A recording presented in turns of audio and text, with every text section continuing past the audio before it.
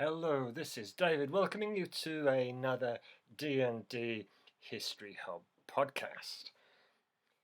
In this video, I'll be diving into Max Weber's well-known book, The Protestant Ethic and the Spirit of Capitalism, which was first published in 1904-5, and it immediately sparked controversy and debate that still continues to this day. And that's my copy of the book, and that's old Max on the back there.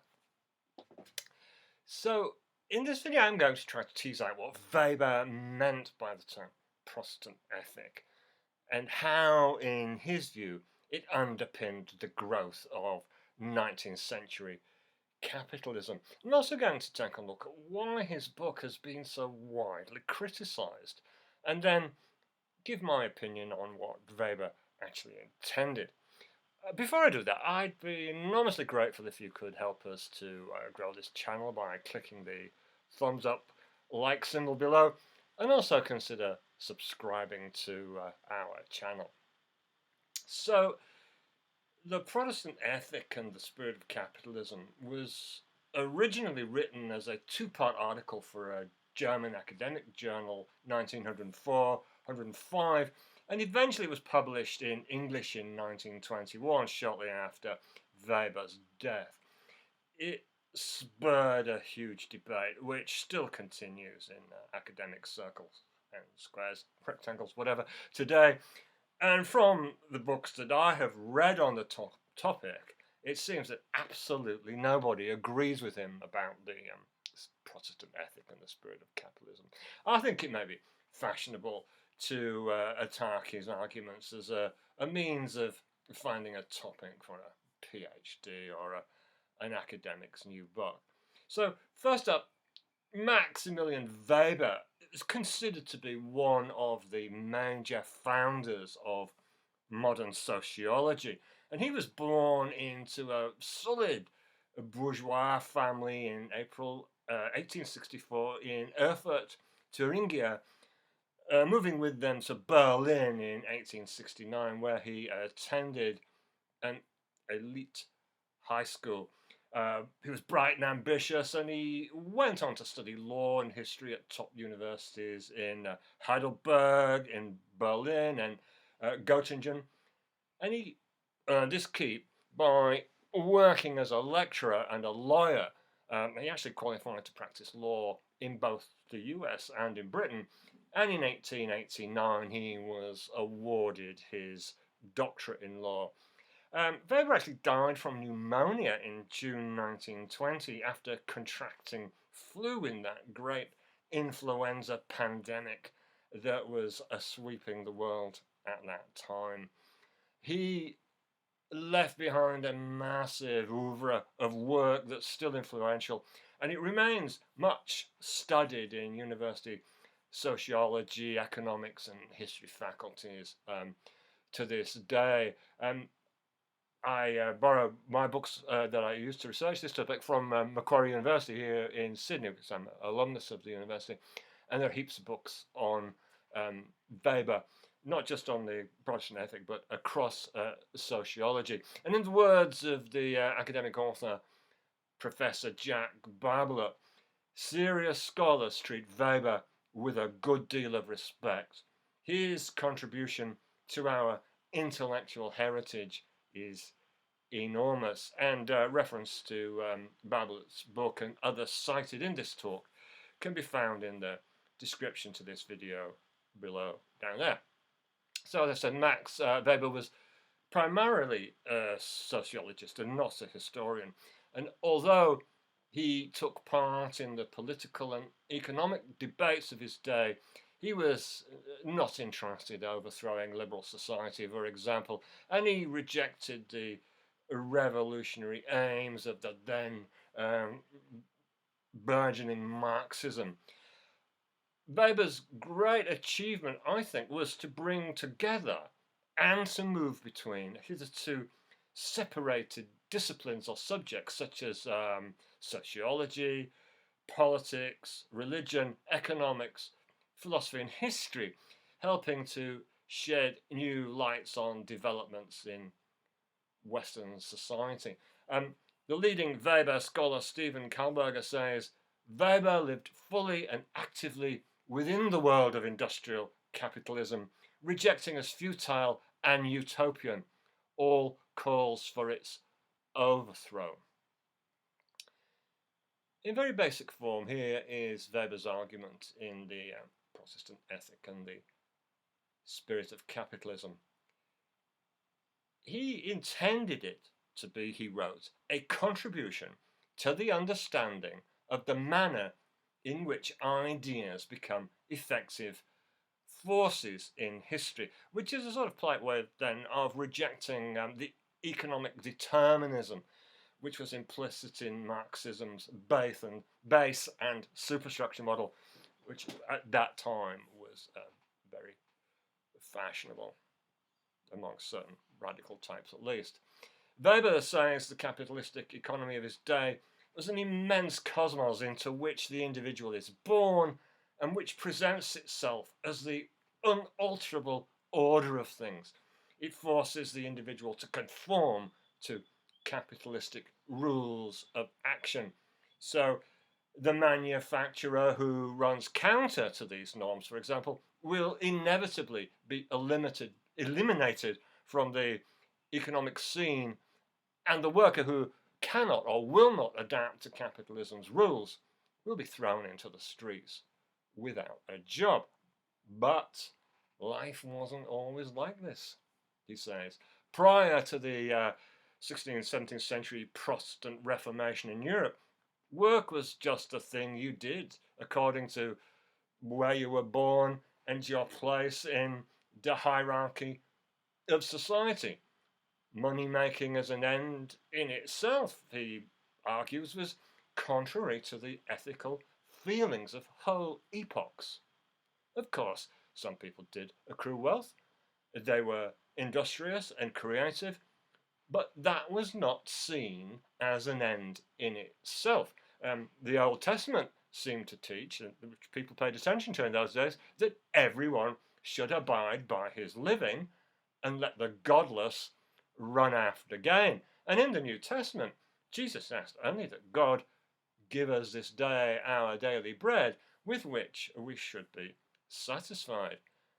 And the Christianity of St. Paul looked upon worldly activity with indifference, or was just accepted according to tribal tradition. So the pursuit of material gain beyond personal needs was a symptom of a lack of grace. And since it could only be obtained at the expense of others, was directly reprehensible. Making money and amassing capital, as in, say, the powerhouses that was Florence in the 14th and 15th centuries, was ethically tolerated, but in no sense was it regarded, he argues, as a God-blessed enterprise. I mean, even the uber-Puritan Oliver Cromwell in September 1650 wrote to Parliament, directing them to reform the professions, and if there be anyone that makes many poor, to make a few rich, that suits not a commonwealth. All this, argues Weber, began to change after the Reformation, in particular the new way of thinking about Scripture, influenced first by Martin Luther, but especially later by John Calvin. And following the Reformation, Europe's economic centre of gravity began to move from Catholic countries such as France, Spain, and Italy towards the Protestant heartlands in Germany, the Netherlands, England, and Scotland. Societies where Protestants were ascendant, tended to develop successful capitalist economies, and elsewhere, most successful business leaders were Protestants. Why so? Well, from his reading of the Bible, Calvin derived the notion of what he termed a calling. It wasn't enough to be a member of a church. Each individual had to take action as an indication of their salvation. Now, this was not salvation by good works, which is frowned upon by Protestants, but rather acting as if one had already been saved and so was working to the glory of God. And this flowed from the new Protestantism's notion of predestination, in which a select few are saved, whilst all others are condemned. But no one knows which group they belong in. So all must act as if they believe they are saved. And this is not for their own sake, but for the glory of God. The God of Calvinism demanded of believers not single good works, but a life of good works, combined into a unified system that was disciplined and ascetic, out of which flowed a bourgeois work ethic. As Weber writes, with the consciousness of standing in the fullness of God's grace and being visibly blessed by him, the bourgeois businessman, as long as his moral conduct was spotless and the use to which he put his wealth was not objectionable, he could follow his pecuniary interests and feel that he was fulfilling a duty in doing so. The power of religious asceticism provided him, in addition, with sober, conscientious, and unusually industrious workmen who clung to their work as to a life purpose willed by God. Finally, it gave him the comforting assurance that the unequal distribution of the goods of this world was a special dispensation of divine providence. The treatment of labor as a calling became as characteristic of the modern worker as the corresponding attitude towards acquisition of the businessman. And so, says Weber, over time, asceticism began to dominate worldly morality and helped to build what he called the tremendous cosmos of the modern economic order, an order now bound to the technical and economic conditions of machine production, which now determines the lives of all people. Material goods have gained an increasing and finally inexorable power over the lives of men as at no previous period in history, Weber writes. The highest development of this new order is the United States, Weber declares. Remember, he was writing early in the 20th century. And there, he says, the pursuit of wealth, stripped of its religious and ethical meaning, but fired by the Protestant ethic, had the characteristic of something like sport. Now, it's hard to find someone who agrees with Weber's thesis. For example, scholars point out that the roots of capitalism go way back at least to the 9th century, when monastic estates resembled well-organized and stable firms, and that, for example, places such as medieval Florence had become a monument to the productive capacities of capitalism. They point out that there was a booming woolen industry in Northern Europe centered on Bruges, Ghent, and Antwerp, and so on. The esteemed British sociologist Gordon Marshall says Weber offers little or no independent evidence concerning the motives and worldview of either modern or medieval businessmen and labourers. Weber's thesis, he says, is empirically unverified and possibly in practice unverifiable. What can be verified, though, is a lot of people have written a lot of books or essays setting out to destroy Weber's arguments. As I've said, the libraries are full of them. So, at least his Protestant ethic has been keeping the wheels of capitalism spinning in the book trade. To me, Weber's book reads like a work in progress and is limited in its scope to a certain extent. I think he is in fact trying to delineate a spirit of capitalism and not the spirit of capitalism.